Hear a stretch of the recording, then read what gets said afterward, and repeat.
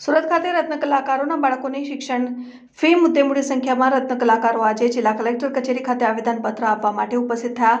રત્ન કલાકારોનું કહેવું છે કે સરકાર દ્વારા જાહેર કરવામાં આવેલ શિક્ષણ રાહત પેકેજ અંતર્ગત 13,500 જેટલા ફોર્મ લાંબા સમય પહેલા ભરાયા હતા, પરંતુ હજી સુધી તેનો લાભ મળ્યો નથી। મંદીના કપરા સમયમાં વહીવટીતંત્રએ માંગેલા તમામ જરૂરી દસ્તાવેજો રત્ન કલાકારોએ ભારે મહેનતથી ભેગા કર્યા છતાં હવે ફરી નવા પુરાવાની માંગણી કરીને તેમને હેરાન કરવામાં આવી રહ્યા છે। રત્ન કલાકારોનું સ્પષ્ટ કહેવું છે કે આવા પરિપત્રો તાત્કાલિક રદ કરવા જોઈએ, જેથી બાળકોના ભવિષ્ય સાથે છેડા ન થાય। તેઓએ સરકારને આર્થિક મંદીના સમયમાં રાહત પહોંચાડવા માટે જાહેર કરાયેલા યોજનાનો તાત્કાલિક અમલ કરવાની માંગણી કરી છે। રત્ન કલાકારોએ પણ ચેતવણી આપી છે કે જો તંત્ર દ્વારા યોગ્ય નિર્ણય ન લેવાય તો તેઓને આંદોલનનો માર્ગ અપનાવવો પડશે।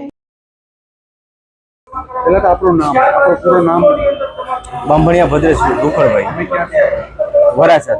આજે તમે કલેક્ટર કચેરી આવ્યા છો, શું રજૂઆત થઈ રહ્યા છો? તમારી સમસ્યા? અમારી રજૂઆત તો અમારે એ હતી, 1.5 થી 2 મહિના પહેલા અમે બાળકોને સ્કૂલ ફી માટે અમે ફોર્મ ભરેલા, બરાબર, અને બહુ આકરી કટથી અમે ભરવામાં આવ્યા ફોર્મ, કારણ કે એ ડોક્યુમેન્ટ ભેગા કરવા બહુ મુશ્કેલી હતી। સરકારશ્રીએ 13,500 રૂપિયાની ફી જાહેર કરી હતી, પણ 1.5 થી 2 મહિના થઈ ગયા, હજી સુધી અમારી પાસે મળી નથી। અને સ્કૂલનો એક હપ્તો આવી ગયો છે, બીજો હપ્તો આવી ગયો છે। સ્કૂલ તરફથી પણ કહેવામાં આવે છે કે હપ્તાના બે હપ્તાની ફી ભરી દો, તો એ નથી મળી। એ માટે અમે કલેક્ટર શ્રી સાહેબને રજૂઆત કરવા માટે આવ્યા છે ને આવેદનપત્ર દેવા માટે આવ્યા છે।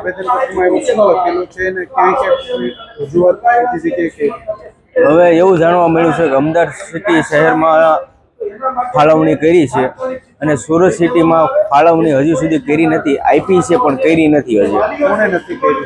હવે એ તો આપણને ખ્યાલ નથી। હવે અત્યારે તો અમારી પાસે હજી અમારા બાળકો સુધી નથી પહોંચી, એટલે કલેક્ટર સાહેબને અમે રજૂઆત કરવા માટે આવ્યા છીએ। કેટલા વર્ષોથી હીરા ઘસી? મારા સમજી 21 વર્ષ થઈ ગયા છે હીરામાં। પૂરો પરિવાર?